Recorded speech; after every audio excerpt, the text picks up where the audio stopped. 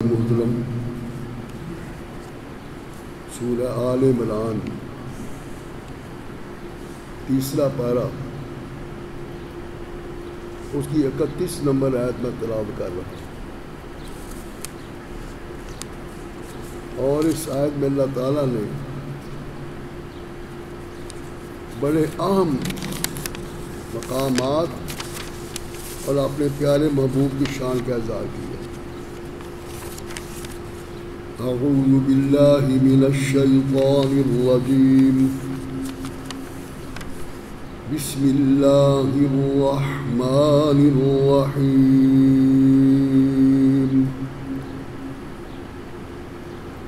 قل ان کنتم تحبون اللہ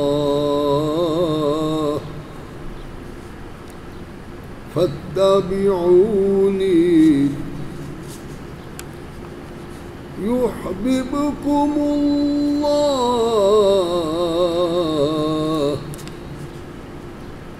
ويغفر لكم ذنوبكم والله غفور رحيم۔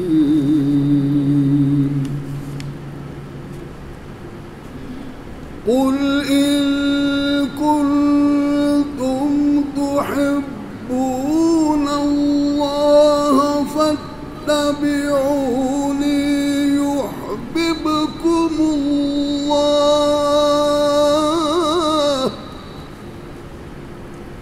ويغفر لكم ذنوبكم والله غفور رحيم۔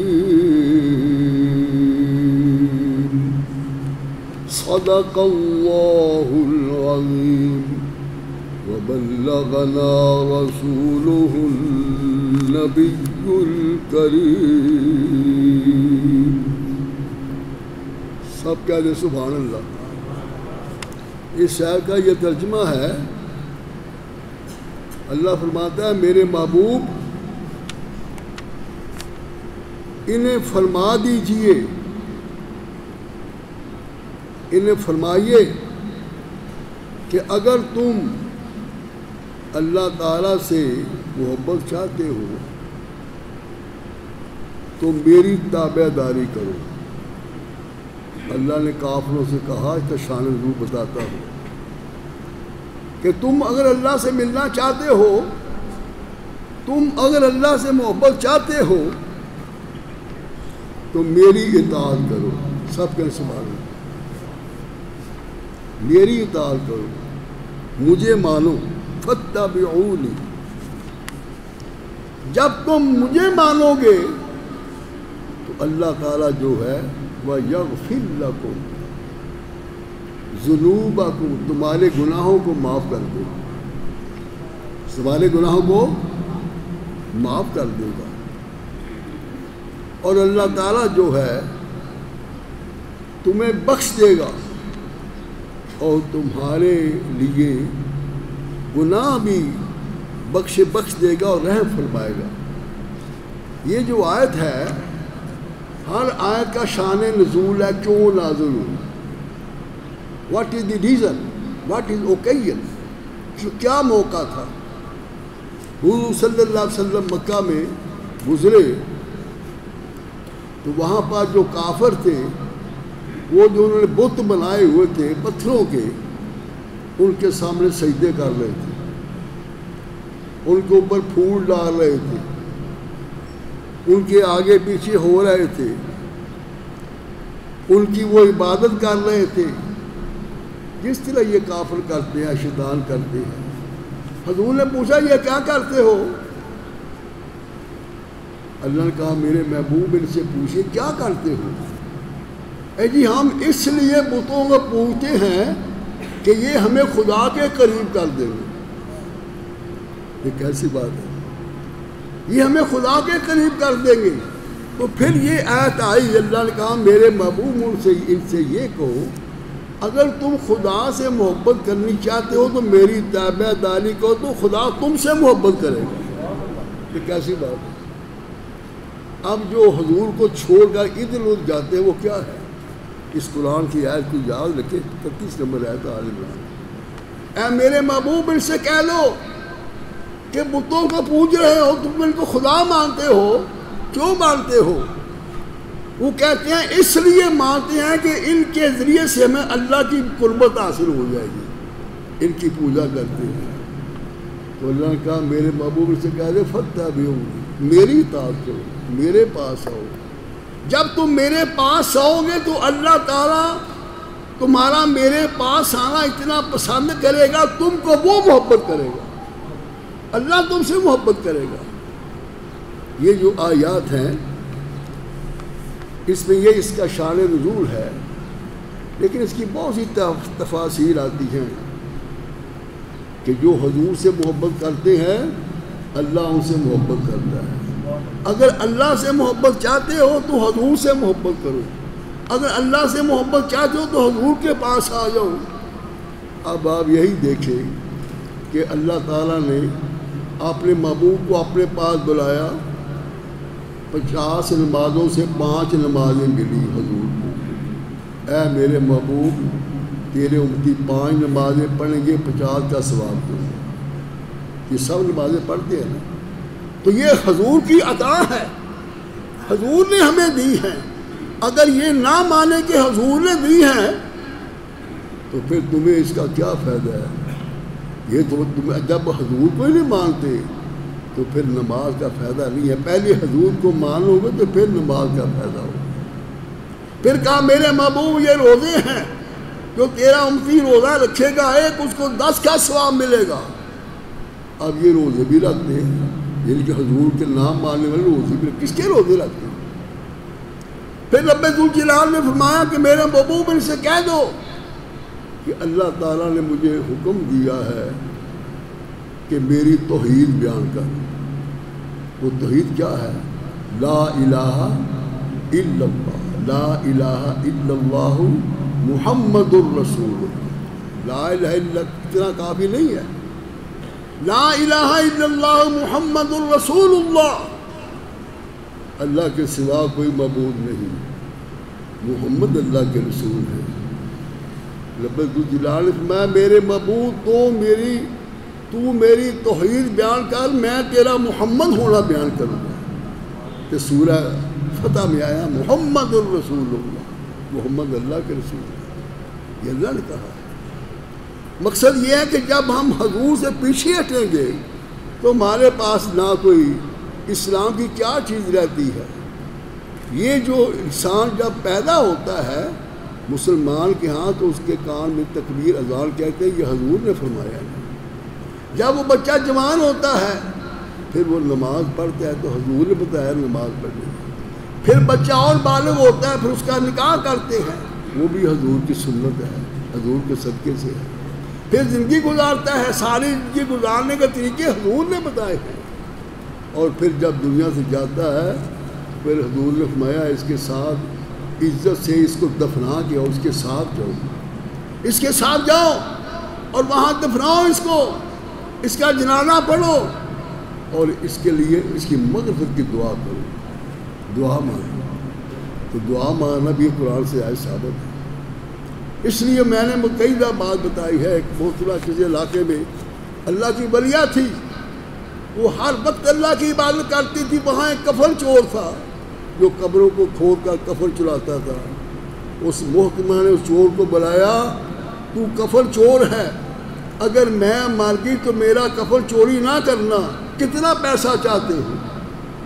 جتنا مانگا دے دیا۔ چند دن بعد وہ محکمہ فوت ہو گئی۔ وہی جو کفن چور تھا وہ نماز پڑھنے گیا جنازے کے ساتھ، نماز جنازہ پڑھنے گیا، کفن دیکھا قیمتی ہے، پھر دفنانے کے لیے ساتھ گیا، پھر وہ بھی دے گا قبر کدھر ہے، رات کو جا کر قبر کھودی تو اللہ کی جو ولیہ تھی وہ قرآن شریف کی تلاوت کر رہی تھی۔ سب کے سوال، اس اللہ کی ولیہ نے اس کفن چور کا بازو پکڑا، اسے کہتی ہے کہ جنتی ہو کر جنتی کا کفن لینے آئے ہو؟ وہ کہتا ہے جی میں تو چور ہوں۔ وہ کہتی ہے جب تو نے میرا جنازہ پڑھ لیا وہ جنتی بن گئی۔ تو جو اللہ کے نیک بندے ہیں یہ سارا جو نظام ہے یہ حضور کا نظام ہے. ہم ان کو پیچھے کر دے جو لوگ ایسے ہیں جو کرتے ہیں، لیکن ان کے بغیر کوئی چیز نہیں ہے. اس لیے اللہ تعالیٰ نے کہا ہے کہ محمد سے وفا تو نے تو ہم تیرے ہیں. تو نے میرے محبوب کی عزت کی ہے، ان کا ہاتھ پکڑا ہے، ان کو فالو کیا ہے، ان کی محبت رکھتے ہو، عقیدت کرتے ہو. سن لو میرا انعام کہ محمد سے وفا تو نے تو ہم تیرے ہیں. یہ جہاں چیز ہے کیا لوح و قلم تیرے ہیں. لوح و قلم آپ کو اللہ نے دے دی ہے، لوح و قلم آپ کو اللہ نے دے دی ہے.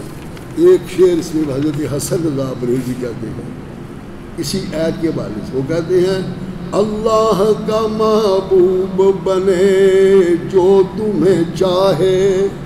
یا رسول اللہ، وہ اللہ کا محبوب بن جائے گا جو تیرے ہاتھ چوم لے گا، تیرے در پہ آ جائے گا، تجھے مان لے گا. اللہ کا محبوب بنے جو تمہیں چاہے، اللہ کا محبوب بنے جو تمہیں چاہے. اس کا تو بیان ہی نہیں کچھ تم جسے چاہو. یا رسول اللہ، تم جس کو چاہیں گے اس کی کتنی شان ہے. تجھ کو چاہنے والے اللہ ان کو اپنا محبوب بنا لیتا ہے. اور اے میرے محبوب، جو تجھے اپنا محبوب بنا لے گا اس کی شان کتنی ہے. اس لیے ہمیں عقیدے کی بڑی ضرورت ہے. ہم کہتے ہیں یہ کیا ہے، یہ ایسے دیکھیں آپ اتنے ظلم ہو رہا ہے دنیا. ایران کے اندر ہمارے 8-10 بندے شہید ہو گئے، یتیم غریب بہادر کے رہنے والے. یہ کیا بات ہے؟ جب سے پاکستان بنا ہے ہم ان کا انتظام نہیں کرتے. ان علاقوں کے اندر ہم انتظام کریں، عوام کو سنبھالیں، ان کی تعلیم کا خیال کریں، وہاں کو سکول بنائیں، وہاں ان کو چلائیں آگے. وہ وہیں کہیں بیٹھے وہ کدھر مزدوری کرنے گئے. اور یہ بڑے دکھ کی بات ہے، ملک کے اندر بھی ایسے حالات ہیں. تو اللہ تعالیٰ سے دعا کرنی، یا اللہ ہمیں اپنے پیارے محبوب کی محبت عطا فرما. جب حضور کی محبت آئے گی تو سارے کام ہو جائیں گے. یا اللہ ہمیں اپنے پیارے محبوب کے نقش قدم پر چلنے کی توفیق عطا فرما. تو اس لیے یہ سب سے اعلیٰ عقیدہ ہے اور اصل عقیدہ ہے. حضور نے فرمایا فاتبعونی، میری اطاعت کرو پھر تم سے اللہ محبت کرے گا. اگر حضور کی اطاعت نہیں کرو گے پھر اللہ تمہیں قریب نہیں آنے دے گا. جاؤ دفع ہو جاؤ. جو میرے محبوب کے ذریعے سے آئے گا. حضور نے اللہ نے فرمایا میرے محبوب کا ہاتھ جو کینکریاں پھینکی ہیں یہ اس کا ہاتھ نہیں، یہ میرا ہاتھ ہے. وما رمیت اذ رمیت ولکن اللہ رمی. جو میرا در ہے میرے پیارے محبوب کا در ہے. اس لیے آپ دیکھتے ہیں مکہ اور مدینہ کو موازنہ کریں ذرا، لمبی بات ہو جاتی ہے.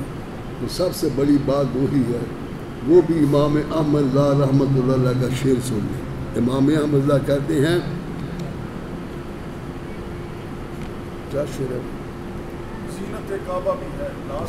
زینت کعبہ بھی ہے لاکھ عروسوں کا بنو. سب کے سبحان اللہ.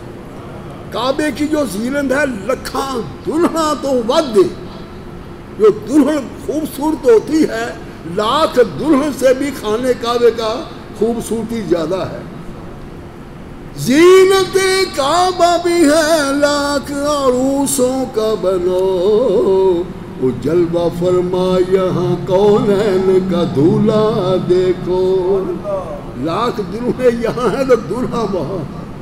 تو دلہا ہوگی تو دلہن کی شان ہوگی نا. اس لیے ساری بات حضور کی محبت، حضور کا عشق، حضور کے نقش پا پہ چلنا.